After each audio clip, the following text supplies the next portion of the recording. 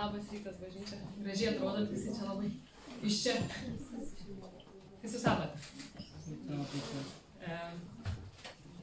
Tai, kaip žinot, šiandien čia pas jūs vyksta visą savaitgalį jaunimo maldos savaitgalis. Ir aš kaip ir turėčiau kalbėti apie maldą, bet ne visai tiesiogiai kalbėsiu. Tai kalbėsiu apie tai, kas susijęs su malda, bet, kaip jūs sakau, ne visai tiesiogiai. Tiesiog noriu pasinaudoti šituo laiku, kad ištirtume savo širdis, nes Dievui svarbu ne tik tai ką mes šnekam, ką jam sakom, ką meldžiamės, bet ir iš kokios širdies pozicijos mes tai jam sakom. Kodėl sakom tai, ką sakom. Tai šiandien kalbėsiu apie dvi širdies pozicijas, būsenos širdies, tai puikybė ir nuolankumas. Bet prieš tai dar noriu pasakyti tokius du dalykus. Tai pirmas, mes visi turim kažkiek tos puikybės. Ir reikia reguliariai, tikriausiai žinot, padaryti tokią inventorizaciją širdį, pažiūrėti, kas tenais yra, kad kartais nebūtų to, kas liūdina Dievą.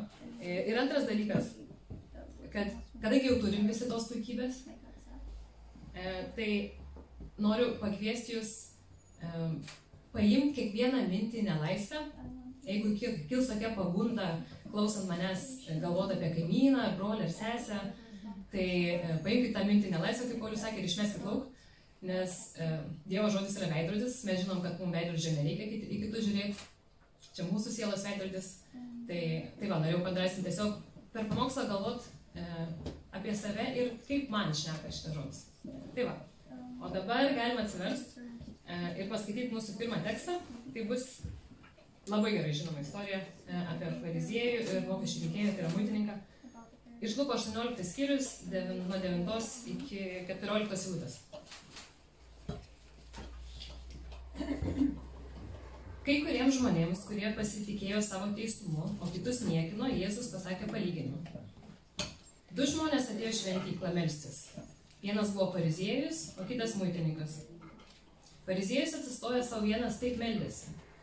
Dėkoju tau, Dieve, kad nesu toks kaip kiti žmonės, plėšikai, sukčiai, svetimautojai, arba va kaip šitas muitininkas. Aš pasninkauju 2 kartus per savaitę, atiduodu 10 nuo viską, ką įsigijau. O muitininkas stovėjo atokiai ir nedrįso nė akių pakelti dangų, tik mušęs į krūtinę maldaudamas. Dieve, būk gailestingas mano nusidėjėliui. Sakau jums, šitas nuėjo į namus nuteisintas, ne anas. Kiekvienas, kuris save aukština, bus pažemintas, o kuris save žemina, bus išaukštintas. Tai labai tikrai gerai žinom mums istoriją, 100 kartų skaitėm. Ar šitie dalykai, kuriuos darė fariziejus, buvo blogi? Ne, jo, čia kiti dalykai. Atiduoti 10, pasninkauti, laikyti sabatos, nors neparašyta, bet nebijoju, kad jis jos laikėsi. Tai kodėl Dievas nepanaudojo šito žmogaus kaip tokio pavyzdžio, Dievo baimingo žmogaus pavyzdžio? Akivaizdu jo, jisai pasidavė priešo strategijai ir pradėjo didžiuotis savo dvasiniais pasiekimais ir galvoti, kad jisai geresnis už kitus dėl tų dvasinių pasiekimų. Ir neseniai klausiau pamokslą Mindaugo Pikūno ir jisai ten pacitavo tokią ištrauką, aš jums paskaitysiu iš tokio žymaus krikščionių rašytojo C.S. Lewis. Ir čia yra kaip ir knygutė vaikam, bet tokia įkvėpta, kad man atrodo bus gerai ir mums, galų gale mes Dievo vaikai. Ir čia nėra tikra istorija, čia yra kaip ir pasaka apie vyresnįjį velnį, kuris rašo laiškus, tokius kaip su patarimais, jaunesniam berniukui, jeigu galiu taip sakyti.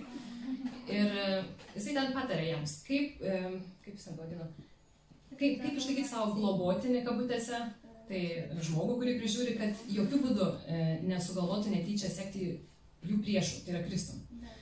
Ir jo, čia tokia kaip ir patarimų knyga, sakykime. Tai paskaitysiu vieną pastraipą. Šiuo metu čia jau įtikėjo jų globotinis dėja. Šiuo metu mums liko vienas kelias. Tavo globotinis nusižemino. Ar tu atkreipi tai jo dėmesį?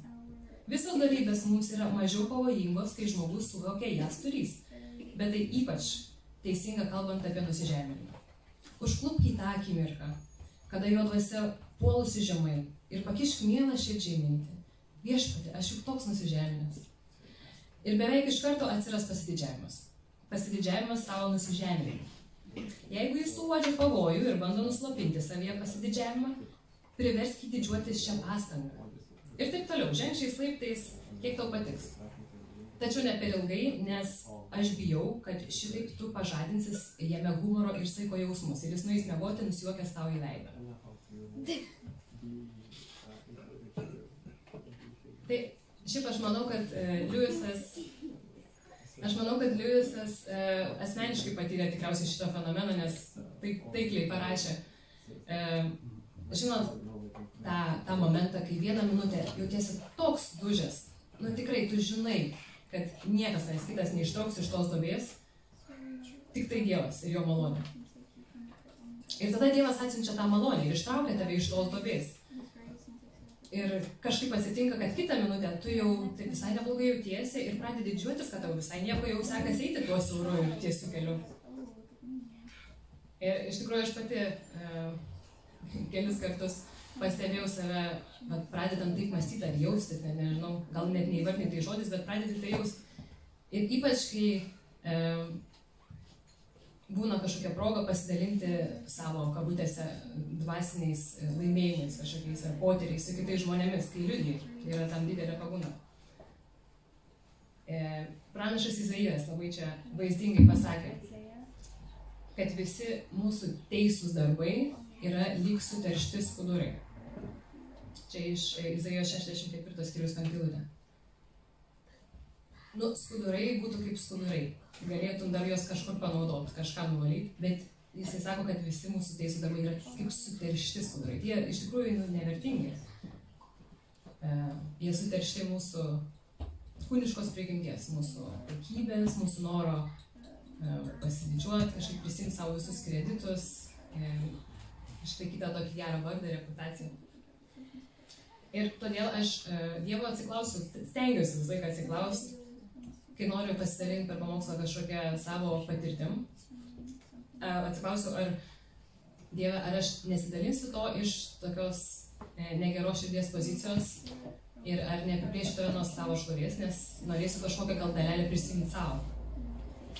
Nes aš žinau, kad priešas žino tą mūsų silpną vietą. Tai atsiklausiu Dievo ir šį kartą ir noriu su jumis pasidalinti vieną istoriją. Iš tikrųjų, jinai tokia visai susijusi su to, ką paskaitėm Kipšo laiškuose dabar.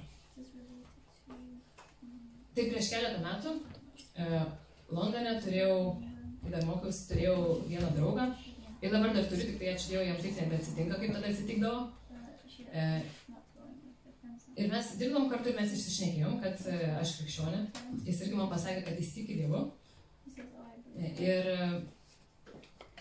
Ir aišku, jis neina į bažnyčią ir dėja, jisai per kažkokias savo praktikas labai plačiai atsidarė duris būtent priešo atakoms, dvasiniams atakoms. Ir paprašė, kad už jį melščiaus. Ir aš jam pažadėjau, kad už jį melščiaus. Ir kai būdavom kartu, tai jisai sakydavo, aš kažkokią ramybę jaučiu. Ir aš žinau, kad čia šventoji dvasia jam tiesiog šnekėjo, kad tau manęs reikia. Bet kai jis grįždavo namo, būdavo ne tik kartais atakos, ne tik neleisdavo miegoti ar šnekėdavo jam tos dvasios, bet būdavo, kad pilnai apsėsdavo. Ir net, jis negalėdavo valyti savo kūno ir per jį kartais dar šnekėdavo tos dvasios. Ir taip vieną vakarą jisai pajautė tą tokią tamsią atmosferą ir jis spėjo paskambinti man. Bet kai aš jau pakėliau tą skambutį, tai ten jis jau nebebuvo, jis jau šnekėjo apie jį piktosios dvasios. Ir kadangi aš buvau su to susidūrius anksčiau savo gyvenime, su apsėdimais, tai manęs tai neišgąsdino. Dievas jau mokė mane to prieš kelis metus tada Ispanijoje, bet čia tik tai šalis, o mano galvoje buvo visiška dykuma, tiesiog Dievas mane bandė tuo laikotarpiu. Tai manęs tai neišgąsdino, nes aš buvau susidūrus, bet ir aš tiesiog pradėjau už jį melstis. Garsiai, kad jisai girdėtų, kol jisai buvo kitam laido gale. Ir kol aš meldžiausi, tai ten visos tos dvasios, tai juokaudavo, tai juokdavos, tai reikdavo. Žodžiu, visai bandė atitraukti mano dėmesį, kartais kartodavo tiesiog mano vardą be perstojo, kad tik nustočiau melstis. Ir tada jos sugebėjo patraukti mano dėmesį. Man pasakė, aš išgirdau tokį kaip ir pažįstamą visai balsą. Galvoju, šitas jau kažkur girdėtas. Ir man pasakė viena dvasia, kažkokia, kuri per išnekėjo. Sako, Rugilė, atsimeni mane iš Ispanijos? Aš tai tave atsimenu. Ir aš neįsigandau, bet aš pajutau, kaip man jie sukyla toksai labai didelis smalsumas. Ir aš labai norėjau paklausti tos dvasios kelių klausimų. Ir ačiū Dievui, aš tuo metu jau buvau pasiekus tokį tašką savo gyvenimą, kur Dievas mane tai buvo sulaužęs, kad aš žinau, kad aš be jo esu visiškas niekas. Ir kad aš net nebūčiau gyva šitam pasaulyje, jeigu ne jisai. Ir aš supratau, kad tai yra, visas tas smalsumas kyla iš mano ego, iš mano puikybės. Kad tą minutę, kai aš išgirdau, tai buvo toksai, aš pasijutau svarbi dvasiniam pasauliu, kažkas mane žino. Ir kadangi supratau, buvau jau tame taške, kur žinau, kad Dievas yra mano viskas ir aš be jo negaliu nieko, tai aš tiesiog nuvėjau tas puikybės mintis ir meldžiausi toliau. Tai šėtonas yra labai, labai išradingas, kaip jisai gali tą mūsų puikybę, atrodyti per gerus dalykus, pažadinti. Ir aišku, toliau meldžiausi nuvėjus tas mintis, kol mano draugas sugrįžo į sveiką protą. Tai tą patį momentą, kai mes pradedam didžiuoti savo pasiekimais, jausis galingais patys iš savęs, kad mes kažką padarėm. Mes atiduodam valdžią priešui. Nes mūsų žvilgsnis nukrypsta nuo visos galios šaltinio Dievo į mus pačius, kur iš esmės nėra visiškai jokios galios. Ir Jėzus sakė, jūs nieko negalite atsiskyrę nuo manęs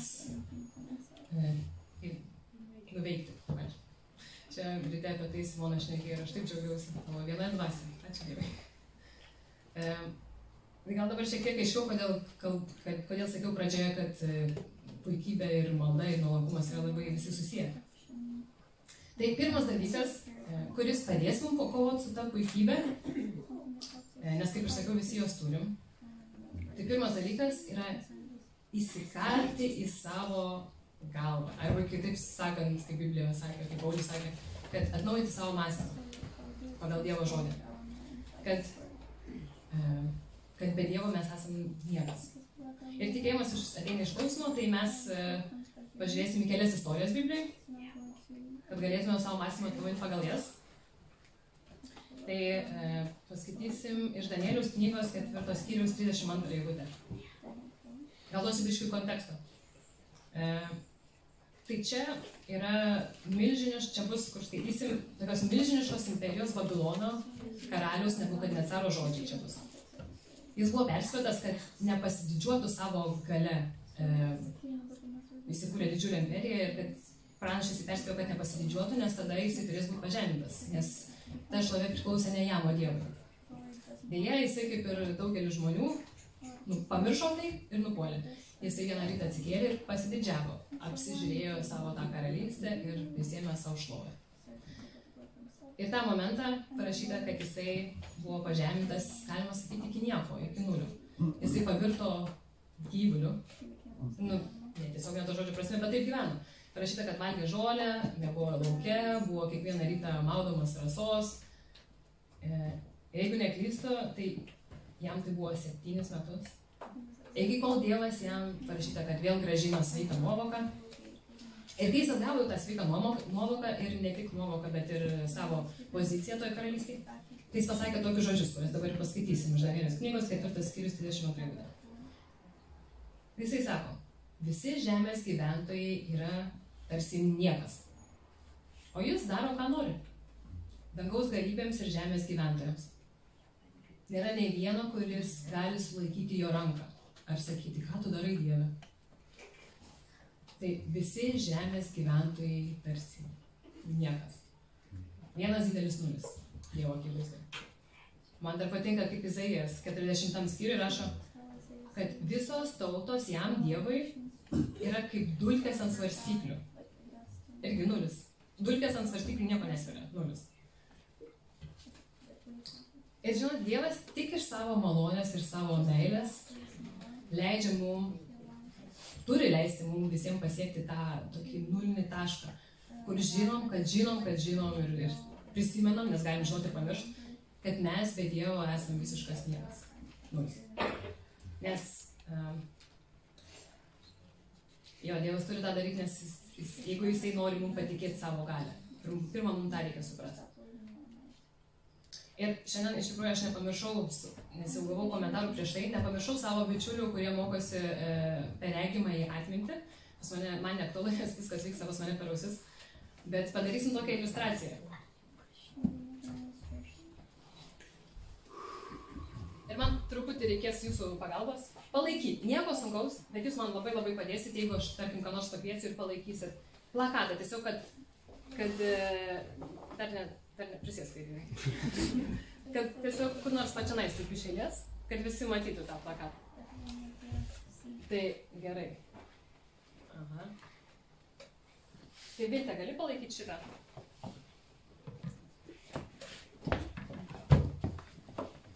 Kad visi matytų. Jo. Visi suskaito, tai man net nereikės. Tai va, čia biškį norėjai. Aha, tai čia parašyta grožis. Čia yra Viltė. Jinai yra labai nuostabi gražiai mergina, su ilgais gražiais plaukais, liekna. Ir visgi Dievui tai yra tarsi nulis. Taip, tada Alvydas gal gali palaikyti.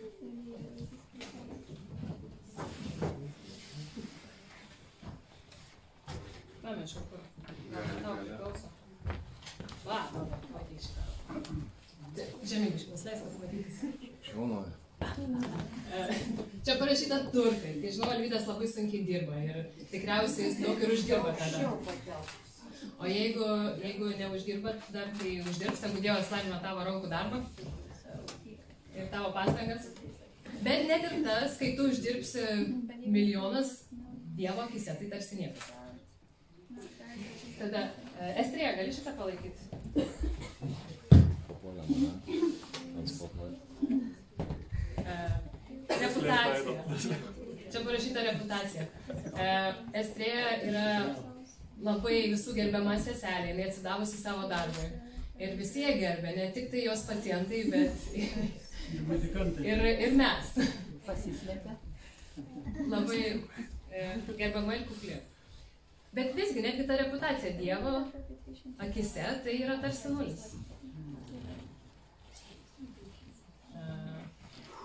Daug čia pasiruošusi. Ne per daug. Yra pas mus sportiškų vaikinų. Simonas, palaikyk. Dovilė sako, Dovilė žino. Tai čia yra Simonas, jisai mėgsta sportuoti. Jisai jau iš vieno kaip stovi, galim pasakyti, kad sportininkas. Bet ir Dievo akise net ir tai. Sveikata, sportas yra tarsi nulis. Dovilė. Ne, dar tu pasidėk. Va, radau. Titai, gali palaikyti? Nežiūrėk, tik ateik. Oi. Čia. Papuolė. Čia parašyta išsilavinimas. Ar šiaip norėjau parašyti intelektas, nežinau, kodėl parašiau išsilavinimas, bet vienai pat ir taip, Titas gali atrodyti labai jaunas, bet jisai turi labai aštrų protą. Ir netgi tai, Dievo akise yra tarsi nulis. Gerai, paskutinis Dovilėlė, palaikyk. Tai va, čia yra Dovilė. Irgi turi aštrų protą. Ir jinai dažnai tai naudoja pamokslauti. Žmonės netgi to gali pasididžiuoti. Ir visgi tai Dievo akise, visi šitie įgūdžiai yra tarsi nulis. Ir kas žino, kiek yra 0 plus 0 plus 0 plus 0 plus 0? Didelis nulis. Labai didelis nulis, bet vis tiek nulis. Ir kas galėtų šitiem nuliams suteikti kažkokią vertę? Kas nors... Va, Gabrielė, palaikyk. 9 pridėtų. Pridėtų. Iki galo.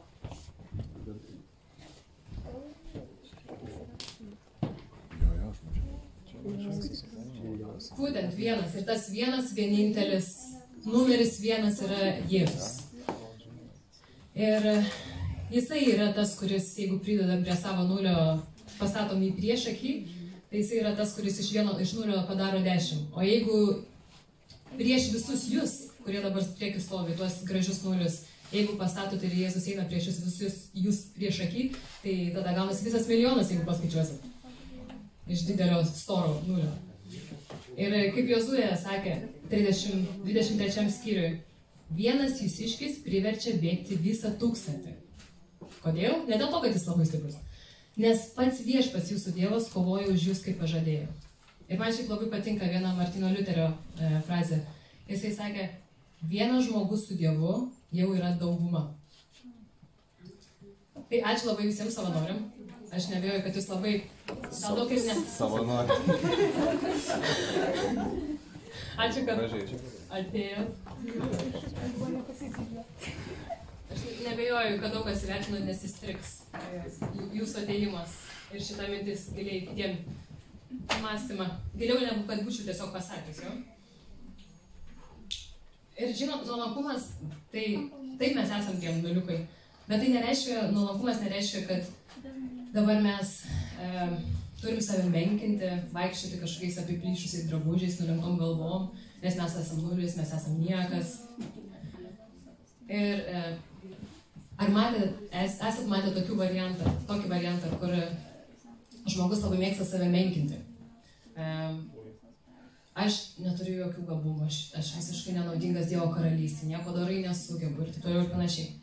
Bet jeigu kitas žmogus nueitų pas tą žmogų ir jam pasakytų būtent tai, ką jis pats apie save sako visiems, tai jis baisiai įsižeistų. Kas tu toks, kad drįsti man taip sakyti? Bet taigi tu pats taip sakai. Tai ką aš noriu pasakyti, kad žeminimas savęs, menkinimas nėra nuolankumas. Čia yra tokia pati puikybė, biškai kitaip apsivilkus, gražesniais gal rūbais, skonio reikalas. Bet kai aukštinam save, mes žiūrim į savo sugebėjimus, kai žeminam, menkinam save, mes žiūrim į savo sugebėjimus. Ir abu yra puikybė. Mes nežiūrim į tai, ką Dievas gali padaryti per mus, tos nulius pridėdamas vieną prieš mus, tai yra Jėzus. Tai mes negalime nieko nuveikti, atsiskyrę nuo Jėzaus, kaip jis rašė 15 Jono skyriui, bet mes galim visą per tą, kuris mus stiprina. Čia Paulius taip pasakė. Tai paskaitykim Filipiečiams 4 skyrius, 11-13 eilutės.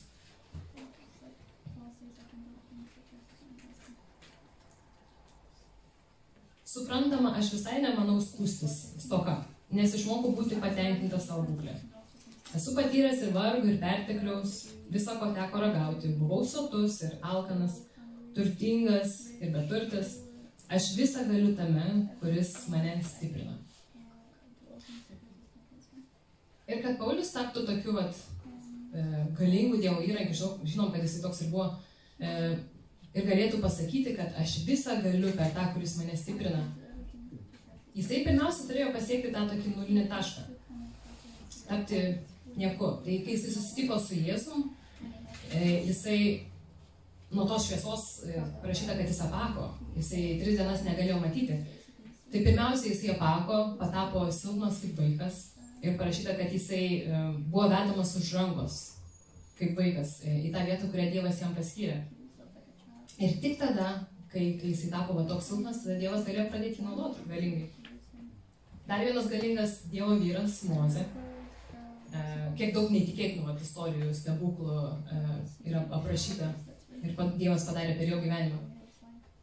Ir Apaštalų darbų knyga 7 skyrius 20 eilutė sako, Mozė buvo išmokytas visos Egipto išminties ir tapo galingas žodžiais ir darbais.